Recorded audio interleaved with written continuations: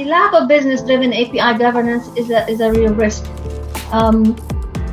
Tinkering with API just from a technical perspective without really kind of working with the business owners, the data owners, making sure that whatever APIs are going to be developed and delivered are anchored and rooted in the business first principle is a risk. So I would say it's really important to make sure when you pursue an API strategy, make sure that it's business driven and that the business owners sign off on the levels of risk that they are willing to undertake as you move forward with your API strategy from an IT perspective.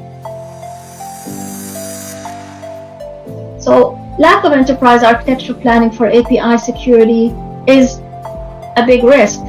It's the APIs are approached as kind of an add-on to existing applications and just like basically figuring out how to break into the internet without looking at the big picture of all of the layers of defense and depth that you need to secure them. They may become a source of risk for you.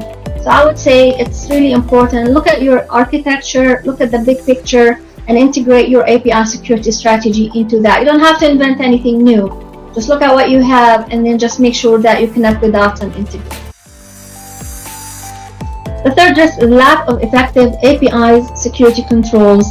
And those go along the three, the traditional triad that we always worry about as security experts and from a cyber perspective. The CIA triad is very important. I've seen in some of the APIs approaches, they just basically inherit the underlying asset from which they are trying to kind of deliver APIs and kind of transfer the trust or transfer the CIA triad into the APIs.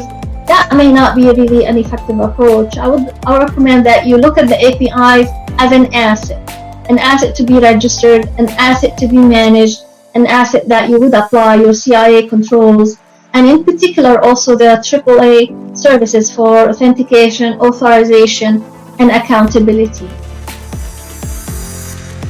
I see this as one of the most important risks in the context of cybersecurity. So lack of effective API threat modeling, whether you are threat modeling based on the data flows or whether you are threat modeling based on process flows, whether you are applying Stride or Dread, however your threat modeling plans are, if you don't approach APIs with effective API threat modeling and also API vulnerability testing, you have to really test quite a bit because those APIs are just going to be opening new threat vectors or new surfaces of attack onto the internet.